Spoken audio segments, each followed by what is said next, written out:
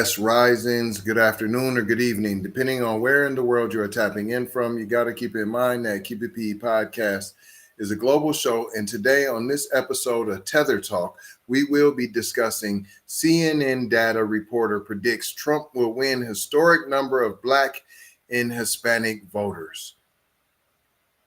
Harry Enten predicted Trump will put up the best performance with Black voters since Richard Nixon. CNN data reporter Harry Enten warned on Sunday that former President Trump is predicted to win a historic number of Black and Hispanic voters in the November election. During an appearance on Inside Politics, Enten revealed the potentially bad news for Democrats and also noted that Republicans are outpacing Democrats in party identification and registration for the first time in almost 40 years, because no one's just going to give you their vote no more. Those days are over. Those days of voting blue, no matter who, are over. I'm not saying I'm a Republican. I'm not a Democrat.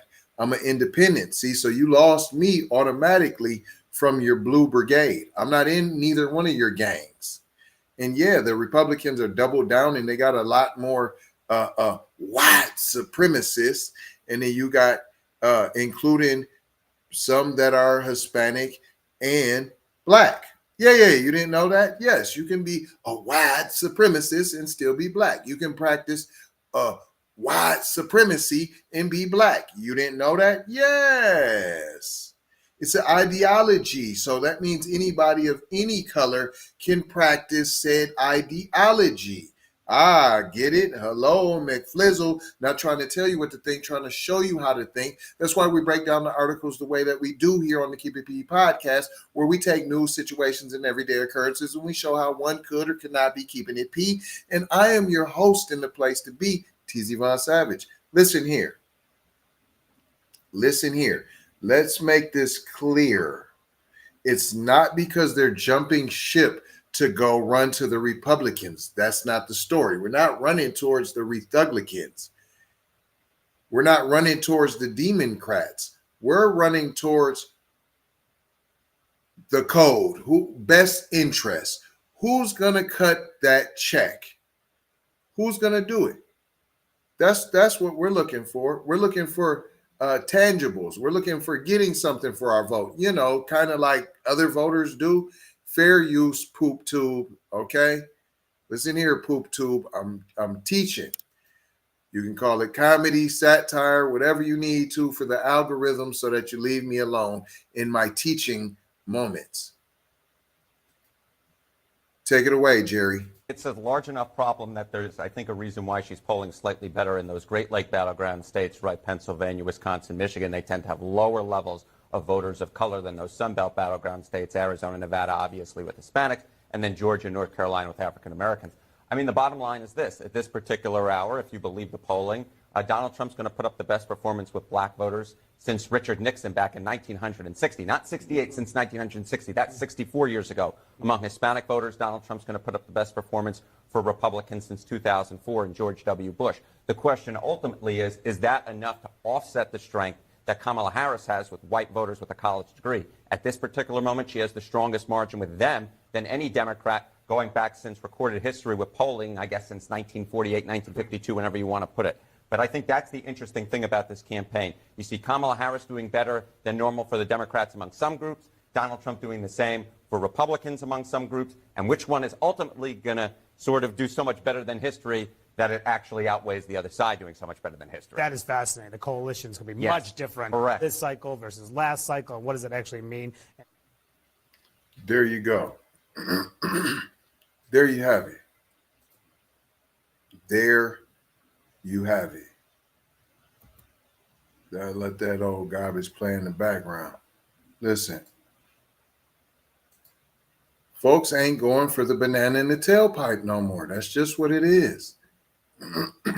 That's just what it is.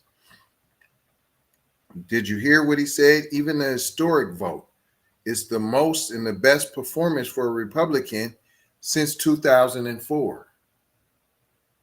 But they've been voting Republican. Don't get it wrong. Let me make that extremely clear. They've been voting Republican.